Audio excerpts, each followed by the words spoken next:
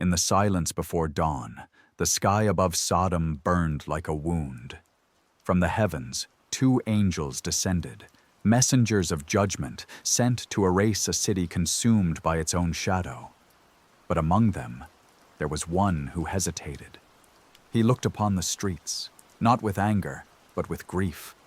He saw children clinging to their mothers, old men praying to an empty sky, and lovers holding each other as the fire began to fall.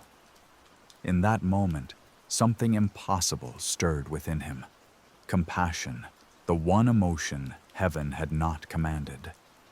The other angel turned to him and whispered, "Do not look back," but he did. And when he did, he saw not sin, but sorrow, not rebellion, but humanity. That single glance would cost him eternity. He would become the forgotten one, the angel heaven erased from its memory. This is his story, the story of the angel who loved Sodom. His name has been lost to the pages of Scripture, erased, perhaps by those who feared what his story revealed. But ancient writings, scattered among forgotten scrolls and Gnostic whispers, speak of him still. They called him Sariel, the watcher of mercy. The morning sky above Sodom burned crimson, though the sun had not yet risen. In the heavens above, something stirred that had never stirred before. An angel stood at the threshold between mercy and judgment, watching the city that would soon become ash and memory. But this was not just any messenger of the divine. This was the angel who would dare to love what God had condemned.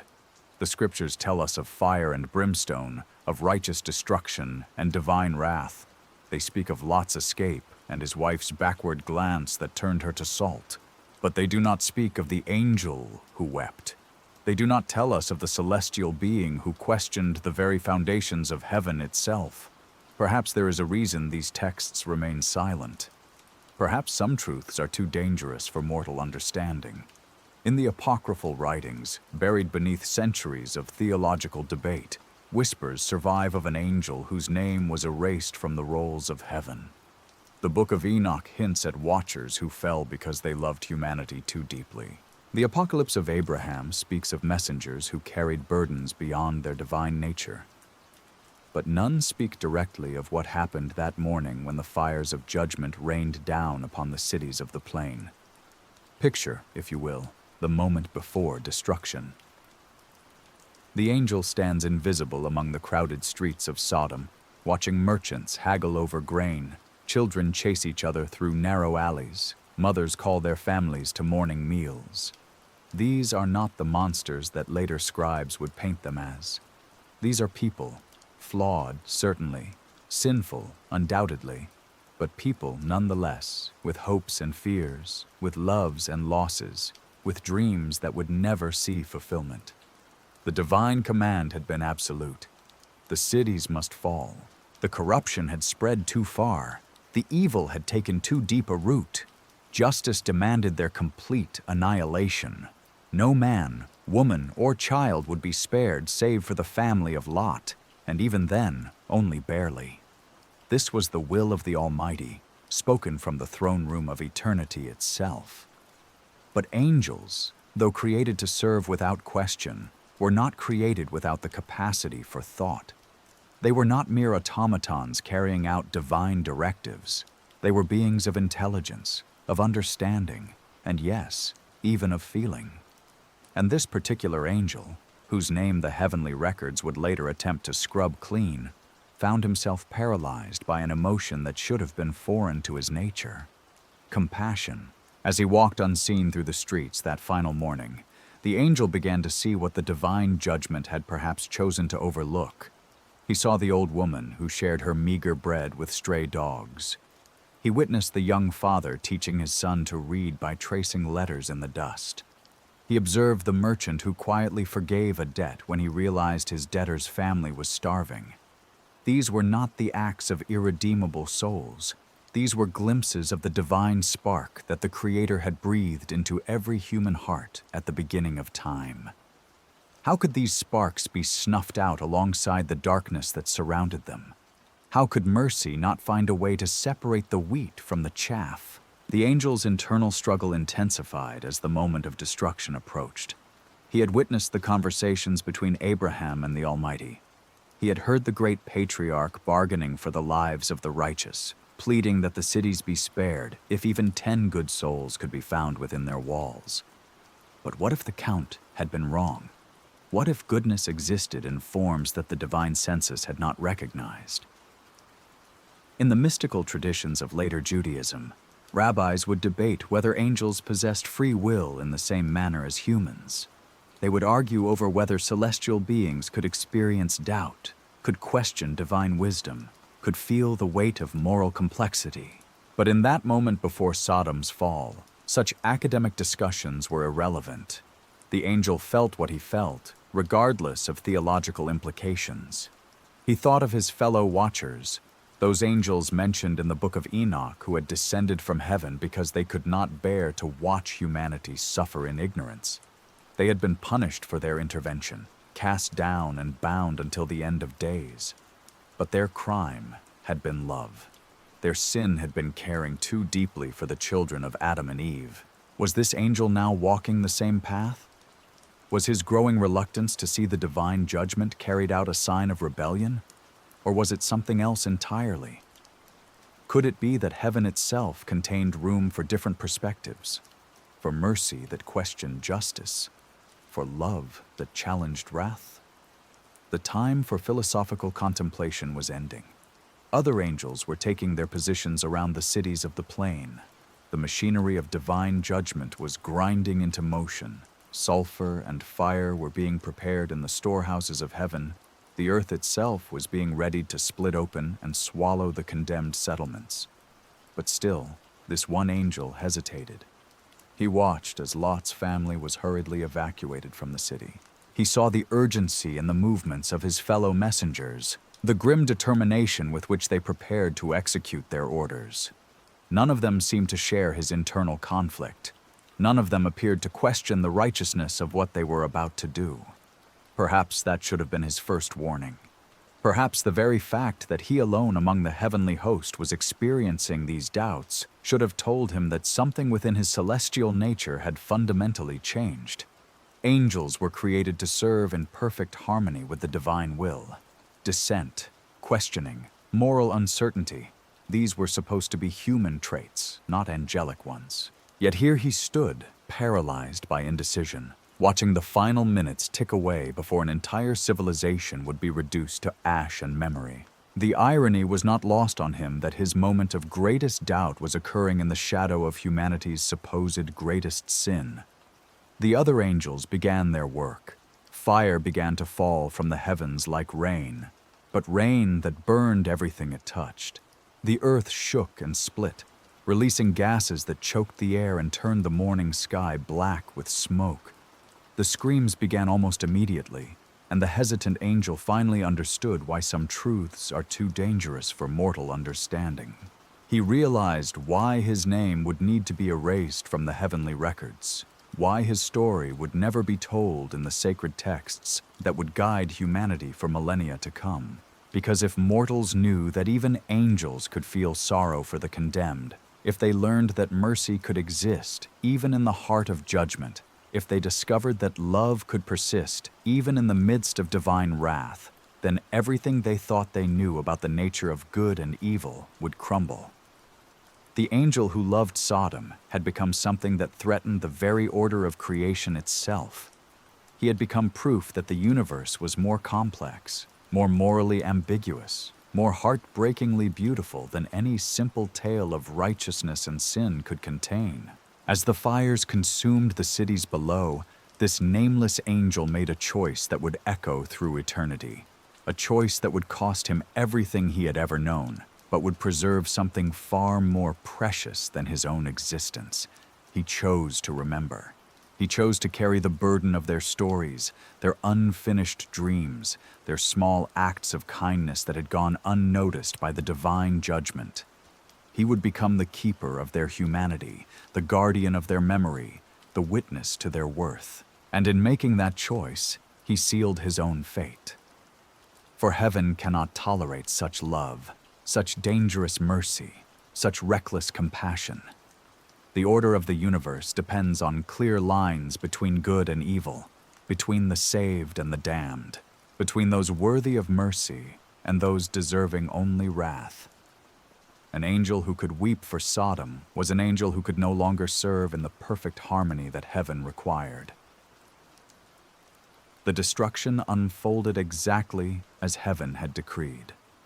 The sulfur fell like deadly snow, each flake igniting whatever it touched. Buildings collapsed into themselves as their foundations melted away. The very air became poison, thick with smoke and the acrid smell of divine judgment made manifest. But in the midst of this orchestrated apocalypse, the angel who had hesitated now moved with purpose. Not to stop the destruction, for that was beyond even his power, but to do something far more dangerous. He began to gather what the flames could not consume. The memories. Each dying breath carried with it a lifetime of experiences. Every falling soul released into the burning air their loves, their fears, their moments of unexpected grace. The angel opened himself to receive these fragments of humanity, collecting them like a forbidden harvest in the midst of divine wrath. He absorbed the memory of Tabitha, the baker's daughter, who had secretly left bread for the hungry outside her father's shop each morning. He captured the essence of old Matthias, who, despite his reputation as a harsh moneylender, had spent his evenings teaching orphaned children to write their names in the sand. The angel preserved the final thoughts of Miriam, whose last act was to shield her infant son from the falling fire, even knowing both their fates were sealed. These were the stories that would never be told, the lives that would be reduced to mere statistics in the accounting of divine justice. But now they lived within an angel who should not have cared, who should not have been capable of such reckless preservation of the condemned. The other angels continued their work with mechanical precision. They had been created for moments like this, when the divine will demanded absolute execution without question or sentiment. They were perfect servants of a perfect order, untainted by the moral complexity that now consumed their wayward brother. Gabriel himself appeared at the edge of the destruction, his presence both magnificent and terrible. His 6 wings blazed with the light of absolute righteousness as he surveyed the completion of their divine mission.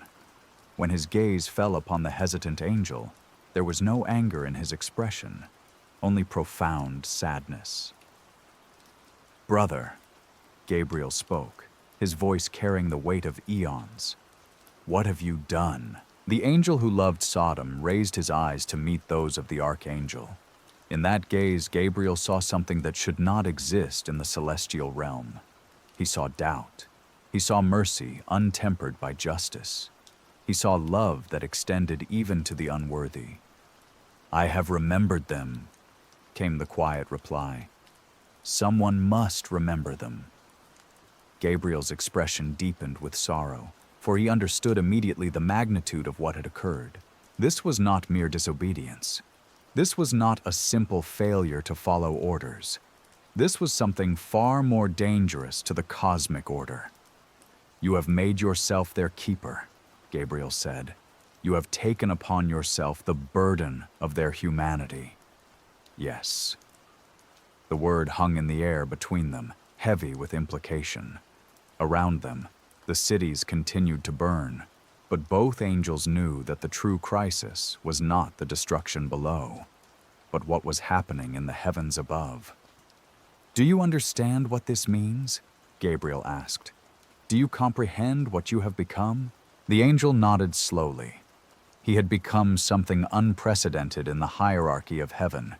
He had become a bridge between divine justice and human suffering, a being who could hold both truths simultaneously without resolving the tension between them. In the mystical traditions that would emerge centuries later, Kabbalists would speak of the Shekinah, the presence of God that went into exile with humanity, that shared in their suffering and their hope. They would debate whether the divine itself could experience something akin to sorrow, whether perfect justice could coexist with infinite mercy. But they would never know of this angel, whose transformation that morning prefigured their deepest theological questions. The order must be maintained, Gabriel said, though his voice carried no conviction. Heaven cannot function if angels begin to question the divine will. And yet, the other angel replied, how can we serve a love that does not love? How can we execute a mercy that shows no mercy? It was the question that would haunt Gabriel for millennia to come. It was the seed of doubt that would eventually sprout in other corners of the celestial realm, though none would ever trace its origin back to this moment above the burning cities of the plain. The transformation was already beginning. The angel who had chosen to remember could feel his celestial nature shifting, adapting to accommodate the human memories he now carried. The perfect clarity of divine purpose was becoming clouded with the beautiful complexity of mortal experience. He was no longer purely angel, but neither was he human. He had become something entirely new, a being that existed in the space between heaven and earth, between justice and mercy, between the divine plan and human need. Gabriel made his decision with the weight of cosmic responsibility. You cannot return, he said simply. Heaven cannot contain what you have become. The angel accepted this judgment without protest. He had known from the moment he chose to remember that exile would follow. But he had also known that some things were more important than his place in the celestial choir. Where will you go? Gabriel asked. The angel looked down at the smoldering ruins below, then up at the stars that had once been his home. I will go where I am needed, he said. I will go wherever love is forgotten, wherever mercy is abandoned, wherever someone needs to remember that even the condemned were once children of the same Creator. And so began the long exile of the angel who loved Sodom. He would walk among humanity for ages to come, carrying within himself the memories of those who had been erased from history. He would appear in the darkest moments, when compassion seemed impossible, when forgiveness appeared to be weakness, when the world forgot that love could exist even in the shadow of judgment. The scribes who would later record the destruction of Sodom and Gomorrah would write of fire and brimstone, of righteous anger and divine justice served. They would speak of Lot's escape and his wife's transformation into salt. But they would never mention the angel who wept, for his story was too dangerous to tell. If mortals knew that even heaven's messengers could be moved by human suffering, if they learned that angels could choose mercy over obedience, if they discovered that love could survive even divine condemnation, then the neat categories of sacred and profane would collapse. The faithful needed clear answers, absolute truths, unambiguous moral guidance. They needed to believe that justice was always just, that the condemned truly deserved their fate, that God's ways, however mysterious, were always ultimately right. They could not be allowed to know that somewhere in the space between heaven and earth, an angel carried the memories of Sodom's bakers and teachers, merchants and mothers. They could not learn that divine messengers could be broken by too much love, could be exiled for too much mercy, could sacrifice their place in paradise for the sake of remembering the forgotten.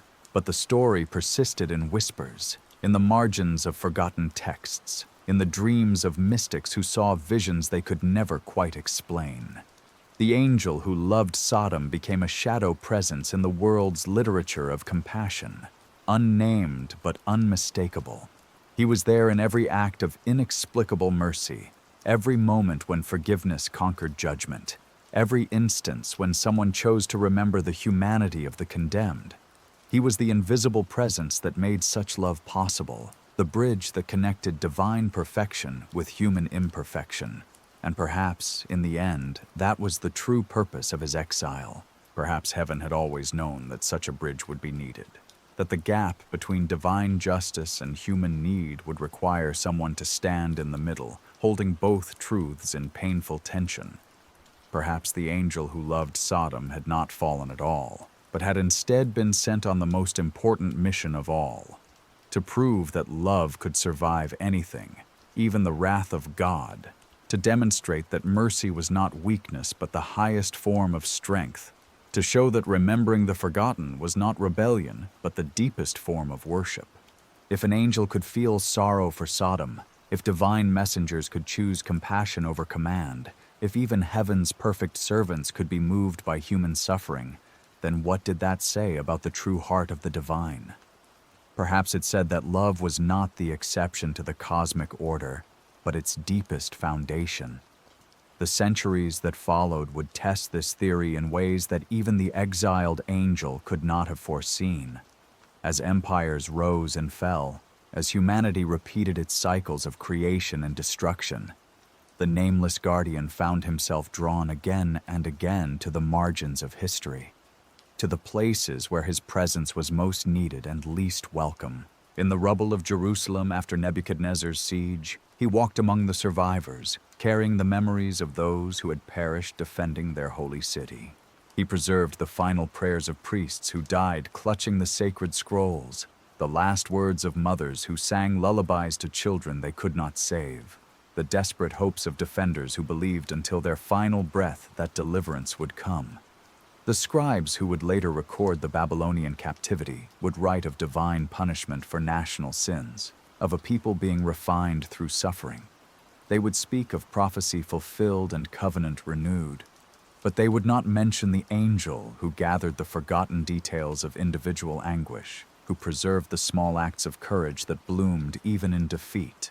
During the plague years that swept through medieval Europe, when the Black Death claimed 1 in 3 souls, the angel moved like a shadow through abandoned villages and mass graves. He collected the memories of physicians who stayed at their posts until death claimed them, of monks who continued to care for the sick even as their own brothers fell around them, of ordinary people who shared their last meals with strangers. The chroniclers of that age would debate whether the pestilence was divine judgment or natural catastrophe.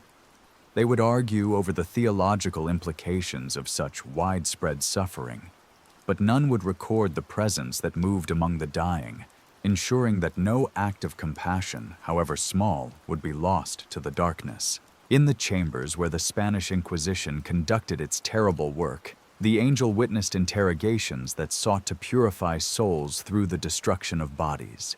He absorbed the final thoughts of those who chose death over betrayal of their beliefs, the secret prayers of conversos who maintained their faith in hidden chambers of the heart, the quiet dignity of scholars who faced the flames rather than renounce their understanding of truth.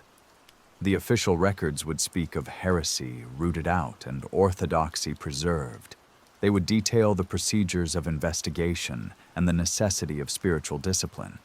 But they would not acknowledge the presence that gathered the testimonies of conscience that no torture could extract. Through each historical catastrophe, the pattern remained constant. Official accounts would focus on the grand narratives of divine purpose, political necessity, or natural order. The individual stories of mercy, courage, and love that flourished even in the darkest moments would be relegated to footnotes, if they were recorded at all. This was why the angel's exile had been necessary. His very existence threatened the neat theological categories that allowed civilizations to function.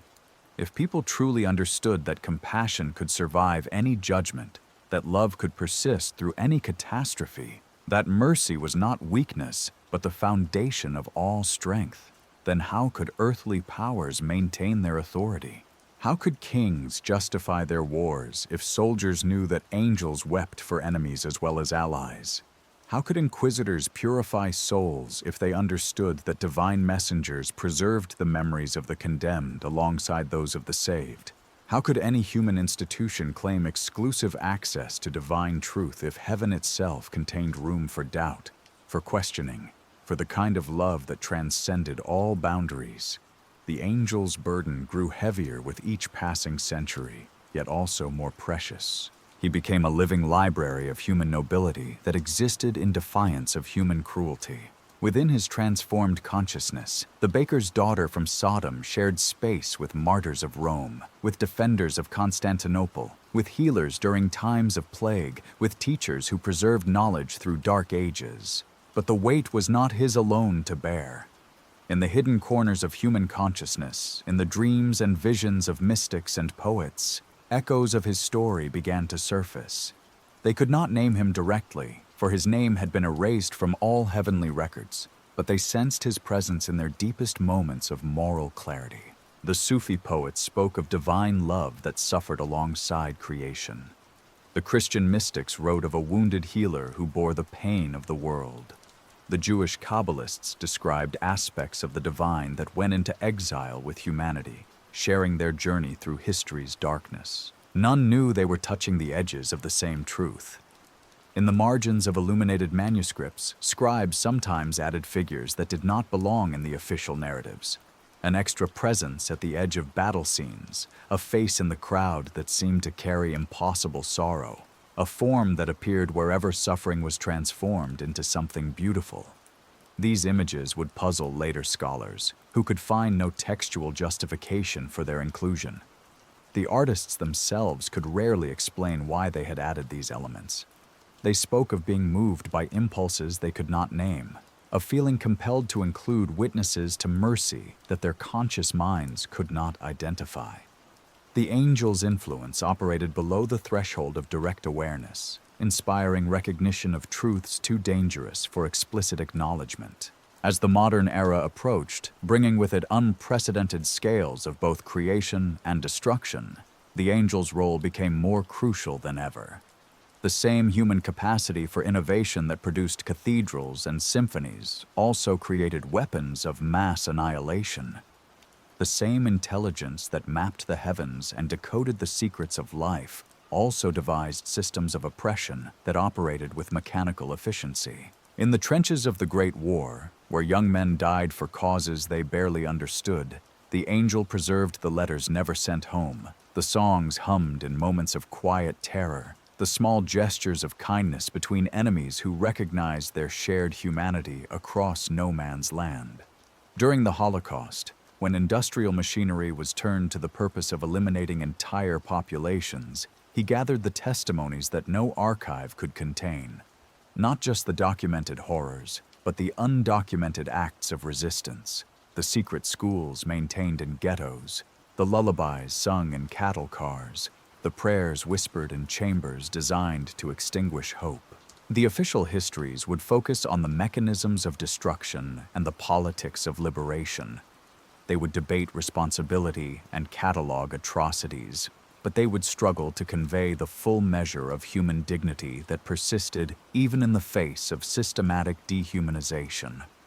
That preservation required a different kind of witness, one whose very existence challenged the categories that made such systematic evil possible. Through atomic fire and Cold War, through revolution and counter-revolution, through the birth of global communication and the persistence of ancient hatreds, the angel continued his vigil. Each new tragedy revealed both the depths of human capacity for evil and the heights of human potential for love. Both truths required preservation, but only one fit comfortably into the narratives that societies told themselves. The technological age brought new challenges to his mission. Information could now be recorded and transmitted instantly across vast distances, but this same capability created new forms of forgetting. Individual stories were lost in floods of data. Personal testimonies were reduced to statistics. The human scale of experience was overwhelmed by the global scale of information. In refugee camps that stretched beyond horizons, the angel walked among families who had lost everything except their capacity to care for one another. He preserved the stories of parents who used their last resources to ensure their children could attend makeshift schools, of doctors who continued to heal without medicine, of teachers who maintained hope without books. The news reports would focus on numbers: how many displaced, how many dead, how much aid required. Policy debates would center on economic impacts and political implications, but the individual testimonies of courage that bloomed like flowers in the wasteland of displacement would remain largely invisible to the cameras and microphones that claimed to document reality. This invisibility was not accidental.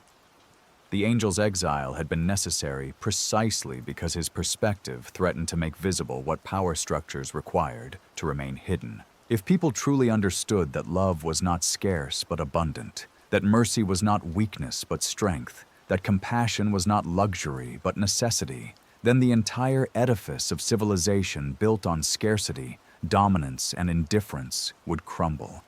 The angel who loved Sodom had become something more dangerous than a rebel against divine order. He had become proof that the order itself contained contradictions, that justice without mercy was incomplete, that love without boundaries was not chaos, but the deepest form of divine truth. His existence suggested that heaven was not the static perfection that theologians described, but something more complex and more beautiful, a realm where questions could coexist with answers, where doubt could strengthen rather than weaken faith, where the capacity for growth and change was not limitation, but glory. If angels could be transformed by love, if divine messengers could choose compassion over command, if even the servants of perfect order could develop the capacity for moral complexity, then what did that say about the nature of the divine itself?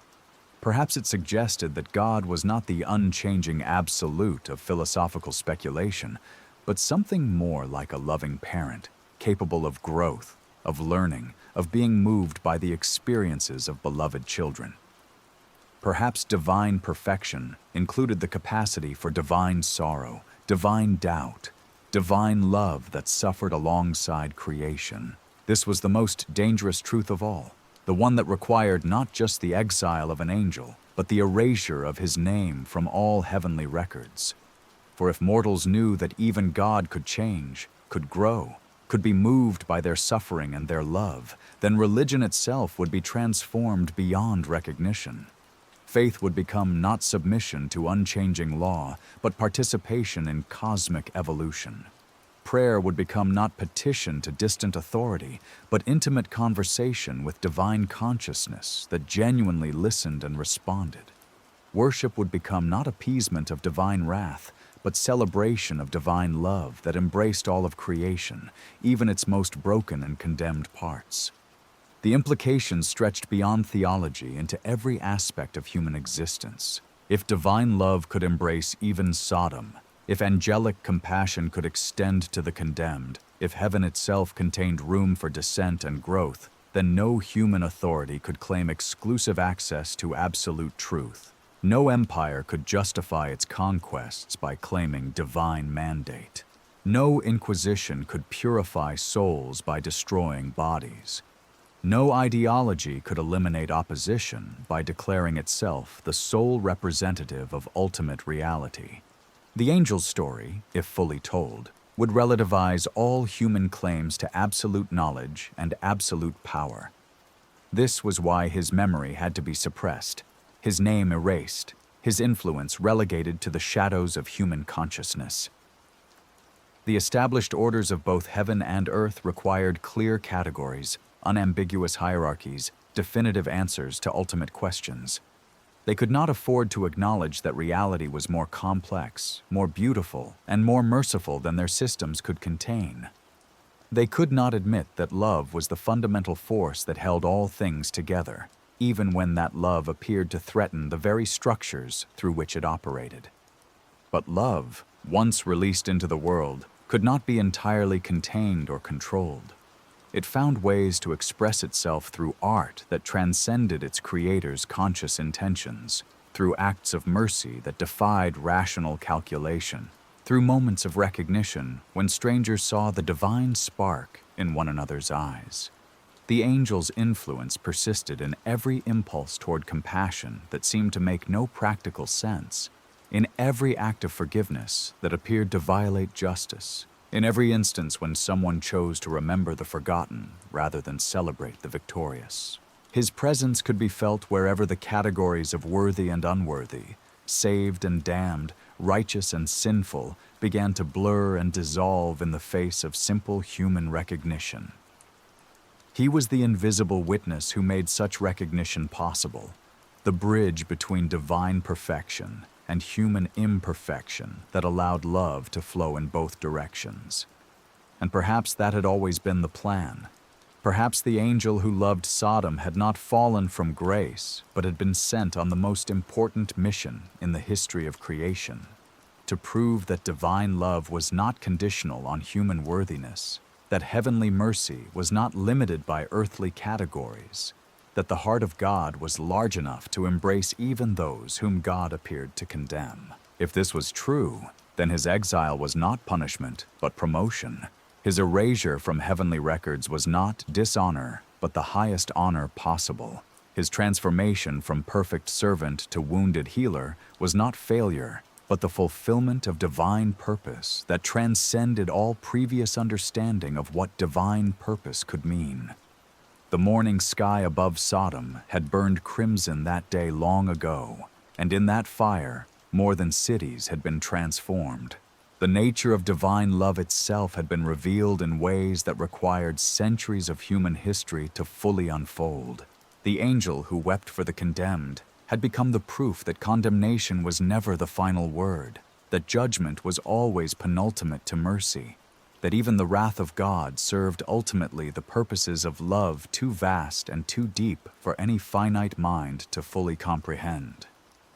In the hidden chambers beneath the Vatican Library, where dust motes dance in shafts of amber light filtering through ancient windows, there exists a manuscript that bears no cataloging number. Its pages, crafted from vellum so old it seems to whisper with age, contain words written in a script that predates the earliest known Aramaic texts. The ink, analyzed by scholars who were sworn to secrecy, contains elements that do not exist in earthly chemistry. This manuscript speaks of events that occurred after the destruction of Sodom, in the liminal space between divine judgment and human understanding. It tells of what happened to the angel whose name was struck from the celestial records, whose existence became too dangerous for either heaven or earth to officially acknowledge. According to these forbidden pages, the exile did not end with banishment from the divine realm. Instead, it marked the beginning of a journey that would span the entirety of human history, a pilgrimage through every age of suffering and every moment of inexplicable grace. The newly transformed angel found himself drawn not to palaces or temples, but to the forgotten corners of the world where official histories fear to tread. He appeared in the slave quarters of Babylon, where Hebrew captives maintained their faith through songs their captors could not understand.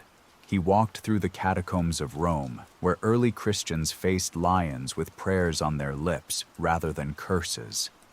But his presence brought complications that the cosmic order had not anticipated. Wherever he appeared, the neat boundaries between salvation and damnation began to blur. Roman guards found themselves unable to deliver final blows to Christian martyrs. Babylonian overseers discovered unexpected mercy in their hearts when Hebrew children fell ill from exhaustion. The angel carried within himself something that had never existed before in creation. He possessed the memories of the condemned alongside the compassion of heaven. This unique combination created a kind of spiritual alchemy that transformed everything it touched. Divine mercy, filtered through the experience of human suffering, became something more potent than either element alone. Church fathers who encountered traces of this influence in their contemplations struggled to categorize what they experienced. Augustine wrote of moments when his certainty about predestination wavered, when he glimpsed a love so vast it seemed to encompass even those he believed were justly condemned. He attributed these visions to divine mystery and never spoke of them publicly. Thomas Aquinas, in his most private writings, recorded instances when his systematic theology seemed insufficient to contain the fullness of divine love he occasionally perceived. He described these experiences as dangerous to faith, yet acknowledged they came from a source that felt unmistakably holy. The mystics proved more receptive to the angel's influence, though they too struggled to articulate what they encountered. Meister Eckhart spoke of a love that suffered with the damned, a mercy that existed even in the midst of judgment. His teachings brought him dangerously close to charges of heresy, for they suggested that divine love might extend beyond the boundaries established by ecclesiastical authority. Teresa of Avila experienced visions of souls in purgatory who were not abandoned but accompanied in their purification by a presence that wept with them. She described this figure as having the aspect of an angel, but an angel somehow wounded by too much compassion. Her confessors advised her to pray for protection against possible demonic deception. John of the Cross wrote of encountering, in his darkest spiritual trials, a companion who shared his suffering without attempting to alleviate it. This presence offered no comfort except the comfort of not being alone, no hope except the hope that came from being witnessed in despair. His poetry hinted at truths he could never express directly. The Protestant Reformation brought new opportunities for the angel's influence to surface. Martin Luther, in his moments of deepest doubt about divine justice, experienced a grace that seemed to extend even to those he believed were beyond salvation. These experiences troubled him profoundly, for they challenged his understanding of predestination and divine sovereignty. John Calvin, despite his systematic theology of election, sometimes found himself overcome with inexplicable compassion for those he intellectually believed were reprobate. He interpreted these feelings as tests of his theological resolve, never suspecting they might be glimpses of a divine love more complex than his system could contain. The radical reformers proved most open to the angel's message. The Anabaptists, with their emphasis on following Christ regardless of consequences, often demonstrated a mercy that seemed to transcend human capacity. They forgave their persecutors, cared for their enemies' children, and maintained hope even when facing execution for their beliefs. Menno Simons wrote of encounters with a love that seemed to embrace all creation, even its most broken parts. He described this as the heart of Christ made manifest, never realizing he was touching the influence of an angel who had been exiled for loving too deeply. The age of exploration brought new challenges and opportunities for the angel's mission. As European powers expanded across the globe, carrying with them both the gospel and the sword, the exiled angel found himself drawn to the points of contact between civilizations. In the Spanish missions of the Americas, he walked among indigenous peoples who were told their ancient ways were demonic, yet whose spiritual traditions often demonstrated a connection to the divine that their conquerors lacked. He preserved the memories of shamans who integrated Christian symbols into their healing practices, creating synthesis that threatened both ecclesiastical and imperial authority. Among the Jesuit missionaries, some began to question whether salvation might be possible outside the formal boundaries of the Church. Matteo Ricci in China and Roberto de Nobili in India experienced moments of recognition when they encountered wisdom in Buddhist and Hindu traditions that seemed to reflect divine truth. These missionaries found themselves defending indigenous peoples against colonial exploitation, arguing that the love of Christ demanded justice for all peoples regardless of their cultural background. Their superiors often viewed such advocacy as dangerous to both church and state interests. The slave trade presented the angel with some of his most challenging work. In the holds of slave ships, where human beings were reduced to cargo, he preserved the songs that maintained cultural memory across the Atlantic Passage. He witnessed the spiritual practices that survived the Middle Passage, the ways African religious traditions adapted to Christian forms without losing their essential character. In the plantation fields of the Americas, the angel walked among enslaved peoples whose faith often surpassed that of their masters in both depth and authenticity. He preserved the testimonies of those who found in the crucified Christ a companion in suffering, who discovered in the resurrection hope for liberation that transcended earthly circumstances. The spirituals that emerged from this context carried traces of the angel's influence, expressing a theology more profound than many academic treatises. They spoke of a God who identified with the oppressed, a Jesus who knew intimacy, the experience of unjust suffering, a Holy Spirit that moved among the forgotten and despised. Some plantation owners found themselves unexpectedly moved by the faith of those they enslaved. They experienced moments of recognition that challenged the entire system of human bondage, glimpses of divine image in those they had been taught to see as property. Most suppressed these insights, but some became advocates for abolition. The Enlightenment brought new intellectual challenges to the angel's mission. As human reason asserted its independence from religious authority, many thinkers rejected not only institutional Christianity, but the possibility of divine love altogether. The angel found himself working to preserve spiritual sensitivity in an increasingly materialistic age. Voltaire, despite his criticism of organized religion, sometimes wrote with a compassion that suggested contact with transcendent love. His defense of religious tolerance and his opposition to fanaticism carried traces of the angel's influence, though Voltaire himself would have rejected such an interpretation. David Hume, the skeptical philosopher, experienced moments in his writings when his rational critique of religious belief gave way to something resembling wonder at the mystery of existence. His most private letters hint at encounters with a benevolence that his philosophical system could not accommodate. Immanuel Kant's moral philosophy, with its emphasis on treating humanity always as an end and never merely as means, reflected principles that the angel had been demonstrating throughout history. Kant's categorical imperative came remarkably close to expressing the kind of universal love that had gotten the angel exiled from heaven. The Romantic movement proved more receptive to the angel's influence. William Blake's visions of divine mercy that embraced even the fallen reflected contact with truths that Orthodox Christianity struggled to contain. His poems spoke of a God whose love was too vast for any human institution to fully represent.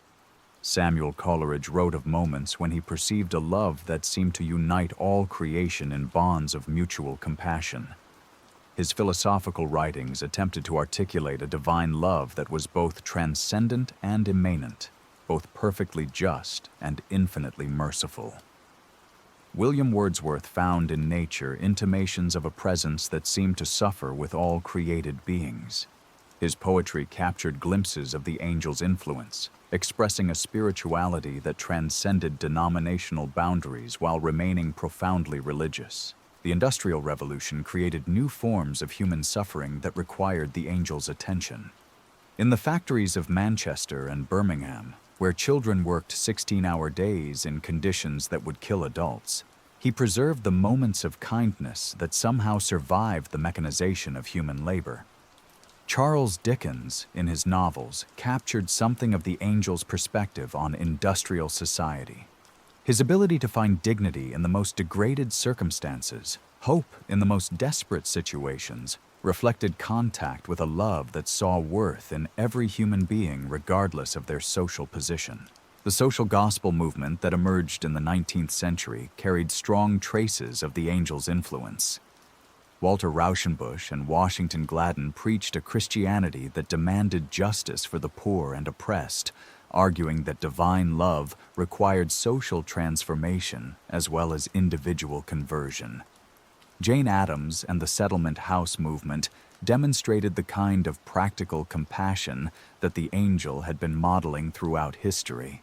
Their work among immigrants and industrial workers reflected a Christianity that crossed boundaries of class, ethnicity, and nationality.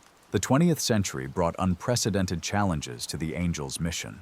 2 world wars, the Holocaust, nuclear weapons, and global conflicts, on a scale never before imagined, tested the limits of divine love in ways that previous generations could not have conceived. In the trenches of World War I, where the flower of European youth died for causes that seemed increasingly meaningless, the angel preserved the Christmas truces that occurred spontaneously between enemy lines. He witnessed moments when soldiers from opposing armies recognized their common humanity and refused to resume hostilities. Siegfried Sassoon and Wilfred Owen, the war poets whose work captured the horror of industrial warfare, sometimes wrote with a compassion that transcended their own trauma. Their poems preserved the dignity of those who died in meaningless battles, finding in their sacrifice something sacred despite its apparent futility. During the Russian Revolution and its aftermath, when ideological fervor led to mass executions and systematic persecution, the angel walked among both perpetrators and victims, He preserved the testimonies of those who maintained their humanity despite indoctrination, who chose mercy when revenge was expected. Alexander Solzhenitsyn's writings about the Gulag reflected encounter with a love that survived even the most systematic attempts to destroy human dignity. His ability to find meaning in meaningless suffering, to discover hope in hopeless circumstances, carried traces of the angel's influence. The Holocaust presented the angel with his greatest challenge since the destruction of Sodom itself. In the concentration camps where human beings were reduced to numbers and industrial processes were applied to mass murder, he witnessed both the depths of human evil and the heights of human love. Dietrich Bonhoeffer, the German pastor who died in a Nazi prison, wrote of a God who suffered with the victims of history. His theology of divine participation in human suffering reflected profound contact with the angel's understanding of love that embraces even the condemned. Corrie ten Boom and her family, who hid Jews in their home in Holland, demonstrated the kind of practical love that the angel had been modeling throughout history. Their willingness to risk everything for strangers reflected a Christianity that transcended tribal boundaries. In the camps themselves, the angel preserved the testimonies of those who shared their meager rations with others, who maintained their faith despite systematic brutalization, who found ways to preserve human dignity in circumstances designed to destroy it. Viktor Frankl's observations about meaning in extreme suffering reflected encounter with truths the angel had been demonstrating throughout history. His insight that love transcends physical existence, that meaning can be found even in the most meaningless circumstances, carried profound theological implications. The civil rights movement in America provided another arena for the angel's influence. Martin Luther King Jr.'s philosophy of nonviolent resistance reflected a deep understanding of love that could transform enemies into friends, that could overcome hatred through the willingness to suffer rather than inflict suffering. Rosa Parks, in her quiet refusal to surrender her seat on a Montgomery bus, demonstrated the kind of dignified resistance that the angel had been inspiring throughout history. Her action reflected a profound understanding of human worth that transcended social conventions. The Freedom Riders who traveled through the South to challenge segregation, often facing violence and imprisonment, showed the kind of courage that comes from connection to transcendent love. Their willingness to suffer for justice reflected the angel's understanding of divine love that identifies with the oppressed. Contemporary liberation theology in Latin America carried strong traces of the angel's influence. Gustavo Gutierrez and Oscar Romero preached a gospel that demanded justice for the poor and oppressed, arguing that God's preferential option was for those society had forgotten. Dorothy Day and the Catholic worker movement demonstrated the kind of radical hospitality that the angel had been modeling throughout history. Their willingness to live among the poor and homeless, to see Christ in the most degraded circumstances, reflected profound contact with transforming love. Mother Teresa's work among the dying in Calcutta, despite later controversies about her methods, demonstrated a love that embraced those whom society had abandoned. Her ability to find dignity in the most desperate circumstances reflected the angel's influence on human compassion. The ecological movement of the late 20th century opened new avenues for the angel's work. As humans began to recognize their interconnection with all life on Earth, opportunities arose to demonstrate love that transcended species boundaries. Thomas Merton, the contemplative monk who wrote extensively about spirituality and social justice, experienced profound encounters with a love that seemed to embrace all creation. His writings about the unity of all life reflected the angel's understanding of divine love that excludes nothing from its embrace. Pierre Teilhard de Chardin, despite official disapproval from church authorities, articulated a vision of evolution driven by divine love toward ever greater complexity and consciousness. His theology of the cosmic Christ reflected profound contact with the angel's understanding of love as the fundamental force of creation. The interfaith dialogue movement that emerged in the late 20th century provided new opportunities for the angel's influence to surface. As representatives of different religious traditions encountered one another in genuine dialogue, many discovered that divine love was larger than any single tradition could contain. The Dalai Lama's teachings about universal compassion, though expressed in Buddhist terms, reflected truths that the angel had been demonstrating throughout history. His ability to maintain love for those who had destroyed his homeland demonstrated the kind of transcendent mercy that had gotten the angel exiled from heaven. Thich Nhat Hanh's writings about engaged Buddhism, which combined contemplative practice with social action, reflected the angel's understanding of love that must be expressed through service to others.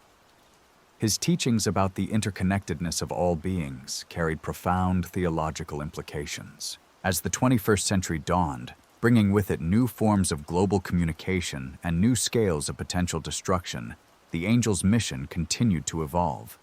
Digital technology created unprecedented opportunities for both connection and isolation, for both love and hatred to spread across the globe instantaneously. Social media platforms became new arenas for the angel's influence, as individuals found themselves moved to acts of compassion by stories of strangers on the other side of the world. Crowdfunding campaigns for medical expenses, disaster relief efforts organized through online networks, and viral stories of human kindness all carried traces of the angel's work. The global response to natural disasters revealed something of the angel's influence on human consciousness. When tsunamis struck Southeast Asia, when earthquakes devastated Haiti, when hurricanes ravaged Caribbean islands, people around the world felt moved to respond with generosity that transcended national, racial, and religious boundaries. Climate change activism among young people demonstrated the kind of concern for future generations that the angel had been inspiring throughout history. Their willingness to sacrifice immediate comfort for long-term survival of the planet reflected a love that extended beyond their own lifespans. The refugee crises of the early 21st century provided new opportunities for the angel's influence to manifest. Individuals and communities who opened their homes to strangers fleeing violence and persecution demonstrated the kind of radical hospitality that had characterized the angel's work throughout history.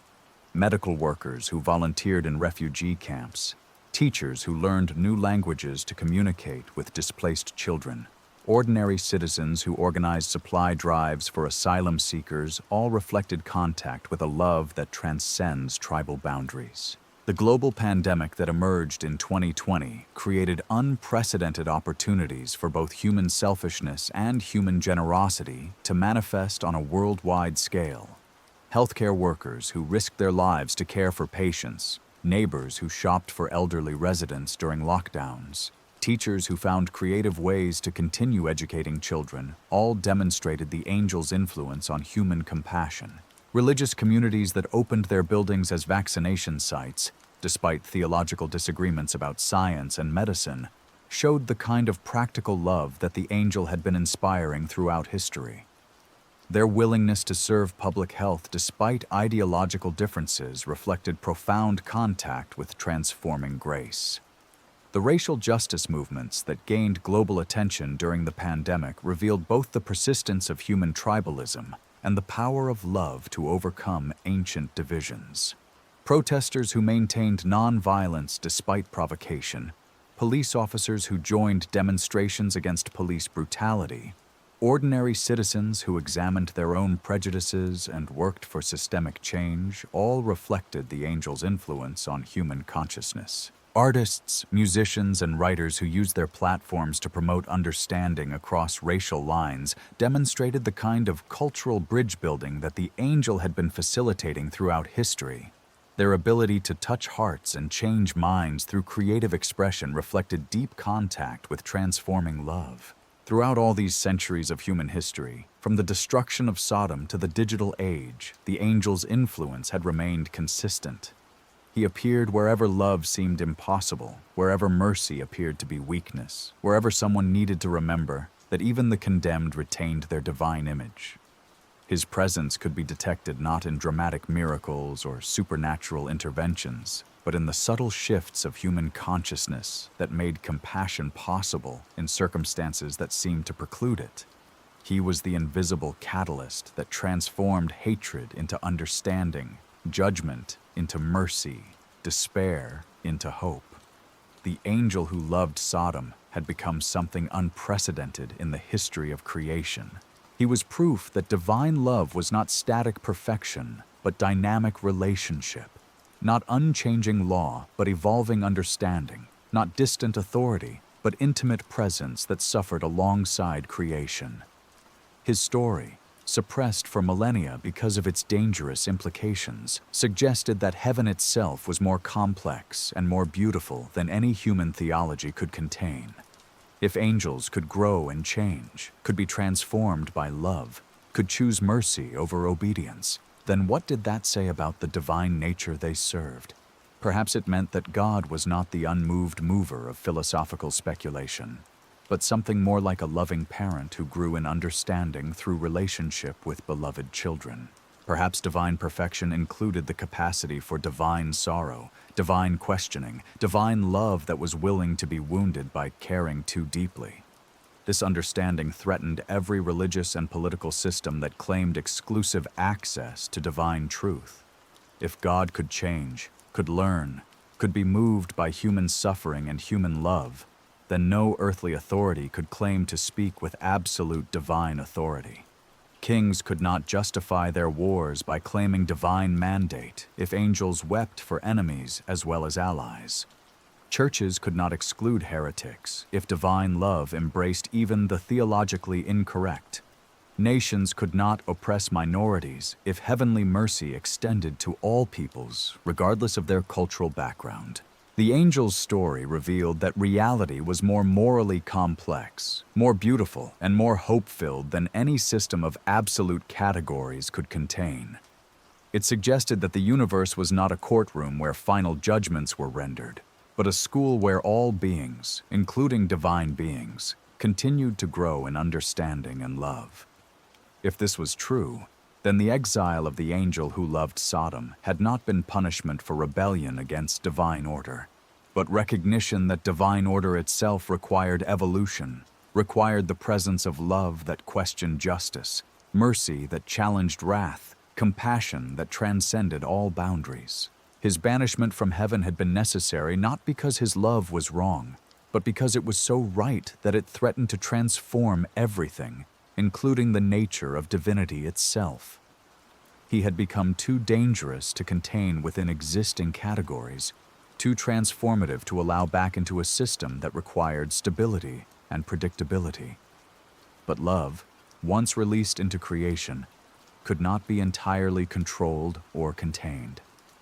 It found ways to express itself through human hearts that were touched by compassion beyond their understanding, through acts of mercy that seemed to make no rational sense, through moments of recognition when the divine spark was glimpsed in the most unlikely places. The angel's influence persisted in every impulse toward forgiveness that transcended justice, every act of kindness that crossed tribal boundaries, every instance when someone chose to see the image of God in their enemies. He was the invisible presence that made such recognition possible, the bridge between divine perfection and human imperfection that allowed love to flow in both directions. And perhaps, in the end, this had always been the plan. Perhaps the destruction of Sodom had been not simply judgment on human sin, but the catalyst for a transformation in divine consciousness itself. Perhaps the angel who wept for the condemned had been sent on the most important mission in the history of creation, to prove that divine love was larger than divine justice, that mercy was not the exception to the cosmic order, but its deepest foundation. If an angel could feel sorrow for Sodom, if divine messengers could choose compassion over command, if even heaven's perfect servants could be wounded by too much love, then perhaps the heart of heaven itself was not the unmoved perfection of philosophical speculation, but something infinitely more beautiful and more dangerous. Perhaps it was a love so vast and so deep that it was willing to risk everything, even its own nature, for the sake of relationship with creation.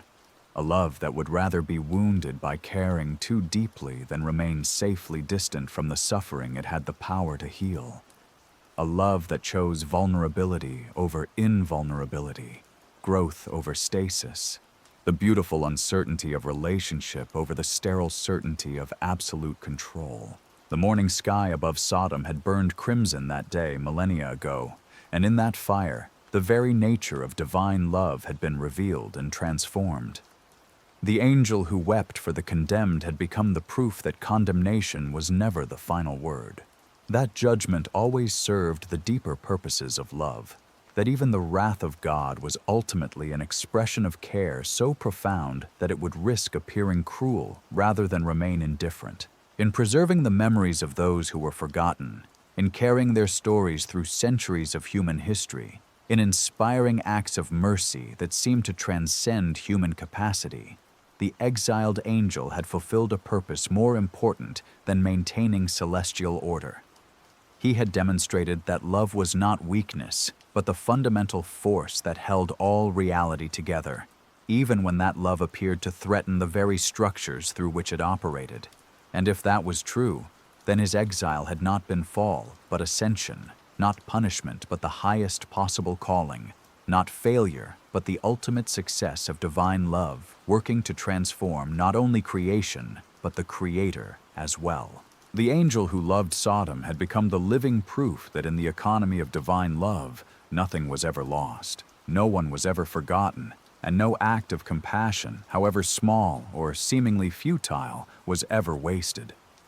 He was the guarantee that love would have the final word, not because it conquered all opposition, but because it transformed all opposition into opportunities for greater love. In a universe where such transformation was possible, where even angels could grow in compassion, where even God could be moved by the suffering and love of creation, hope was not just possible, but inevitable. Not the hope of escape from this world, but the hope of this world's transformation into something worthy of the love that had never ceased to embrace it, even in its most condemned and forgotten corners. The morning that changed eternity began not with the first ray of sunlight, but with the sound of weeping in the celestial realm. For the first time in the history of creation, an angel had refused to move when the command was given. He stood motionless at the threshold between mercy and judgment, paralyzed by a question that should never have occurred to a divine messenger. What if they were wrong? The chronology of that terrible day has been debated by theologians for millennia, but they debate only what was recorded. They argue over the number of righteous souls, the exact nature of the city's sins, the mechanics of sulfur and fire, but they cannot debate what was deliberately omitted from every sacred text, what was too dangerous to preserve in any earthly scripture. They cannot debate the angel who stood watch over Sodom's final hours and discovered that divine justice looked different when filtered through eyes that had learned to love what heaven had condemned. The transformation had begun weeks earlier, during what the scriptures describe as the Lord's visit to Abraham. 3 figures had appeared at the patriarch's tent, and Abraham had recognized divinity in their presence. But the texts do not mention the 4th figure who lingered at the edges of that encounter, the angel assigned to observe and report on humanity's capacity for righteousness. This unnamed messenger had been chosen for the task precisely because of his reputation for absolute obedience, for the crystalline purity of his devotion to divine will. He had never questioned an order, never hesitated in carrying out judgment, never allowed sentiment to cloud his perfect execution of heavenly directives. But something had shifted during those weeks of observation. As he moved unseen through the streets of Sodom and Gomorrah, cataloging sins and weighing souls, he had begun to see what the divine census seemed determined to overlook. Not just the corruption that justified destruction, but the small acts of kindness that bloomed like wildflowers in the cracks of moral decay. He witnessed Hezekiah, the crippled beggar who shared his meager coins with children whose parents had abandoned them. He observed Naomi, the widow who risked social ostracism by defending foreign merchants from cheating customers. He watched Joachim, the young scribe who secretly taught enslaved children to read, knowing such education was forbidden. These were not the righteous 10 that Abraham had bargained for in his famous negotiation with the Almighty. These were people too broken, too marginalized, too imperfect to register in the cosmic accounting that determined the fate of cities. But they possessed something that transcended moral calculation, something that the angel found increasingly impossible to ignore. They possessed the capacity to love beyond reason, to show mercy beyond justice, to choose compassion when survival demanded cruelty. In their faces, the angel glimpsed reflections of the divine image that was supposed to justify their existence. In their actions, he saw echoes of the heavenly love that was supposed to be his own highest calling. The night before the destruction, the angel found himself standing in the city's central square, watching the last normal evening these people would ever experience. Merchants closed their stalls and counted their coins. Mothers called their children in from play. Old men gathered around fires to share stories that would die with them before dawn. None of them knew what was coming. None of them suspected that angels were already taking positions around their city, that the machinery of divine judgment was grinding into motion above their heads. They went about their evening routines with the casual assumption that tomorrow would be much like today, that their small struggles and simple joys would continue as they always had. The angel felt something crack inside his celestial nature as he watched them. For the first time in his existence, he experienced what humans call doubt. Not doubt about God's existence or power, but doubt about whether perfect justice was truly perfect if it left no room for imperfect love. When the order came to begin the destruction, the other angels moved with their characteristic precision and purpose. Fire began to fall like burning rain. The earth split open to release poisonous gases. The very air became a weapon against those who breathed it. The screams began almost immediately, and with them, something died in the hesitant angel that would never be resurrected. He watched Hezekiah try to shield the orphan children with his own crippled body, watched Naomi use her last breath to pray for her neighbors' souls, watched Joachim die clutching the writing tablets he had hoped would preserve knowledge for future generations that would never come. These were not the deaths of the irredeemably wicked. These were the deaths of people whose only crime was existing in a place that had been marked for elimination, whose small virtues had been deemed insufficient to outweigh their neighbors' greater sins. As the fires consumed everything he had learned to value, the angel made a choice that would echo through eternity. He opened his divine consciousness to receive and preserve what the flames could not touch: the memories, the love, the unrealized dreams, the whispered prayers, the final acts of selfless courage that bloomed even in the face of certain death. Gabriel found him there hours later, standing in the ashes of what had once been a bustling city, his celestial form somehow diminished by the weight of mortal memories he had chosen to carry. The archangel's expression mixed sorrow with profound concern as he recognized what had occurred. "Brother," Gabriel said, his voice carrying the authority of eons, "you have taken upon yourself something that was never meant for our kind." The angel who had loved Sodom raised his eyes to meet those of his superior. In that gaze, Gabriel saw something that should not exist in the celestial realm.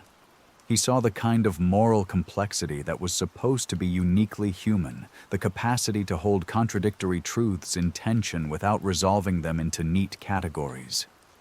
"I have preserved what was worth preserving," came the quiet reply. Someone had to remember them as they truly were, not as they needed to be for judgment to seem just. Gabriel understood immediately the magnitude of the crisis they faced. This was not simple disobedience or emotional weakness. This was something far more dangerous to the cosmic order. The angel had become a bridge between divine perfection and human imperfection, a being who could no longer serve heaven's need for absolute clarity about right and wrong. "You know what this means," Gabriel said, though his voice carried no anger, only infinite sadness. "You know what you have become." The transformed angel nodded. He had become something unprecedented in the history of creation. He was proof that love could exist even in the heart of judgment, that mercy could coexist with wrath. that the universe was more morally complex than any system of absolute categories could contain. Such proof was intolerable to both heaven and earth. If mortals knew that angels could question divine justice, that celestial beings could be moved by human suffering, that even God's messengers could choose love over law, then every religious and political system built on absolute authority would crumble. The exile was pronounced not with fanfare, but with heartbreaking gentleness. Gabriel himself spoke the words that would erase the angel's name from heavenly records, that would banish him from the celestial choir, that would condemn him to wander between worlds as a living reminder of truths too dangerous to acknowledge. But as the exiled angel felt his connection to heaven severing, he also felt something else taking its place. The memories he had preserved began to transform him from within, creating new capacities for understanding and compassion that transcended his original divine nature. He would walk among humanity for ages to come, appearing wherever love seemed impossible, wherever mercy appeared to be weakness, wherever someone needed to remember that even the condemned retained their divine image. His presence would inspire acts of compassion that seemed to transcend human capacity, moments of forgiveness that defied rational explanation, instances of hope that bloomed in the darkest circumstances. The influence would be subtle but persistent, working through human hearts that were touched by something they could not name, through artists who painted extra figures of compassion in their works, through poets who wrote of love that embraced even enemies, through ordinary people who found themselves moved to extraordinary mercy. In the hidden corners of human consciousness, in the dreams of mystics and the visions of saints, echoes of his story would surface. They could not name him directly, for his name had been erased from all records, but they would sense his presence in their deepest encounters with transforming love. The Sufi poets would speak of divine compassion that suffered alongside creation. Christian mystics would write of wounded healers who bore the pain of the world. Jewish Kabbalists would describe aspects of God that went into exile with humanity, sharing their journey through history's darkness. None would realize they were touching the edges of the same profound truth, that somewhere in the space between heaven and earth, an angel carried the memories of those who had been forgotten, preserving their stories as testament to love's persistence, even in the face of divine judgment. If an angel could feel sorrow for Sodom, if divine messengers could choose mercy over command, if even heaven's perfect servants could be wounded by too much compassion, then perhaps the heart of heaven itself was not the unchanging absolute that theologians described. Perhaps it was something infinitely more beautiful and more dangerous. A love so vast that it was willing to risk its own nature for the sake of relationship with creation. A mercy so deep that it would rather be misunderstood than remain safely distant from the suffering it had the power to heal. The angel who loved Sodom had become proof that in the divine economy, love always had the final word. Not because it conquered all opposition, but because it transformed all opposition into opportunities for greater understanding, deeper compassion, more profound connection across the apparent boundaries that separated the holy from the profane. In preserving what others would forget, in loving what others would condemn, in remembering what others would erase, the exiled angel had fulfilled perhaps the most important mission in the history of creation. He had demonstrated that divine love was not conditional on human worthiness, that heavenly mercy was not limited by earthly categories, that the heart of God was large enough to embrace even those whom God appeared to reject. And if that was true, then hope was not just possible, but inevitable. Not hope for escape from this broken world, but hope for its transformation into something worthy of the love that had never ceased to embrace it, even in its most condemned and forgotten corners. The morning light filtered through the smoke-stained windows of history, revealing what scholars have long suspected but never dared to document. In the archives of the Vatican, beneath layers of dust and deliberate neglect, fragments remain of testimonies that speak of the angel's continued presence throughout the ages of human suffering. These testimonies, gathered from sources as diverse as Byzantine monks and Sufi mystics, medieval chroniclers and Renaissance artists, All describe encounters with a figure whose very existence challenged the foundations of organized religion. They speak of a presence that appeared not in moments of triumph, but in humanity's darkest hours, offering not rescue, but remembrance. During the siege of Jerusalem in 70 AD, when Roman legions reduced the temple to rubble and scattered the Jewish people across the known world, witnesses reported seeing a figure moving among the dying. This presence, they claimed, gathered something from each departing soul, preserving what the conquerors sought to destroy forever. Josephus, the Jewish historian who chronicled those terrible days, wrote in his private journals of moments when his despair was inexplicably tempered by a sense that nothing was truly lost, that somewhere beyond the reach of earthly powers, the stories of his people were being preserved intact. The pattern repeated throughout the centuries. In Alexandria, when Christian mobs burned the great library, scholars spoke of a figure who seemed to absorb the knowledge contained in the flames themselves. In Constantinople, during the iconoclastic period when sacred images were systematically destroyed, artists reported dreams of someone who promised that beauty, once created, could never be entirely eliminated. These testimonies were always carefully excluded from official church histories. The institutional authorities understood, perhaps better than anyone, the dangerous implications of an angel whose compassion extended beyond the boundaries they had worked so hard to establish. The medieval period brought new challenges to the exiled angel's mission. As the Catholic Church consolidated its power across Europe, creating elaborate systems of salvation and damnation, his presence became increasingly problematic. Official theology demanded clear categories of saved and damned, elect and reprobate, orthodox and heretical. Yet in the mystical traditions that flourished at the margins of acceptable belief, traces of his influence persisted. The Beguines, lay religious women who lived in community without formal vows, often spoke of encounters with divine love that seemed to embrace all creation without exception. Marguerite Porete, before her execution for heresy in 1310, wrote of a love so complete that it rendered meaningless all human distinctions between worthy and unworthy. Her mirror of simple souls described a divine compassion that transcended the Church's careful categories of grace and judgment. Meister Eckhart, walking the dangerous line between orthodoxy and heresy, preached of a God who suffered with creation rather than remaining serenely distant from its pain. His sermons hinted at truths that church authorities found deeply threatening to their understanding of divine transcendence. The angel's influence appeared wherever the rigid boundaries of medieval Christianity began to blur.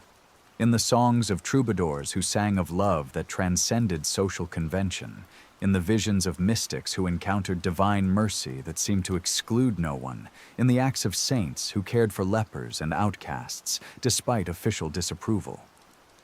St. Francis of Assisi, embracing the most rejected members of society, demonstrated the kind of radical inclusion that the angel had been modeling since his exile. His ability to see Christ in the faces of the despised and forgotten reflected profound contact with transforming grace. Clare of Assisi, choosing voluntary poverty over the comfort of noble birth, showed the kind of love that identified with suffering rather than seeking to escape it. Her contemplative practice opened her to influences that transcended the boundaries of institutional religion. The Renaissance brought new opportunities for the angel's message to surface in human consciousness. As artists rediscovered classical ideals of beauty and proportion, some found themselves compelled to include figures in their works that had no basis in official iconography. Leonardo da Vinci's notebooks contain sketches of angelic figures whose expressions convey profound sorrow rather than the serene joy typically associated with heavenly beings. These drawings, never developed into finished works, seem to capture something of the exiled angel's eternal grief for humanity's suffering.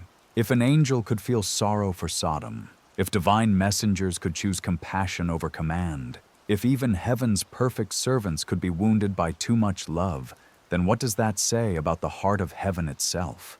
Perhaps it reveals that the divine nature is not the unchanging absolute of theological speculation, but something infinitely more beautiful and more dangerous. A love so vast it would risk its own perfection for the sake of relationship with creation, choosing vulnerability over invulnerability, growth over stasis, the beautiful uncertainty of compassion over the sterile certainty of absolute control. The angel who loved Sodom became proof that in the economy of divine love, mercy is not weakness, but the fundamental force holding all reality together. His story, suppressed because it was too dangerous to tell, whispers that condemnation is never the final word, that love always finds a way to transform opposition into opportunity for greater understanding. In the end, his exile was not punishment, but the highest calling imaginable, demonstrating that nothing is ever truly lost, no one is ever forgotten, and no act of compassion, however small, is ever wasted.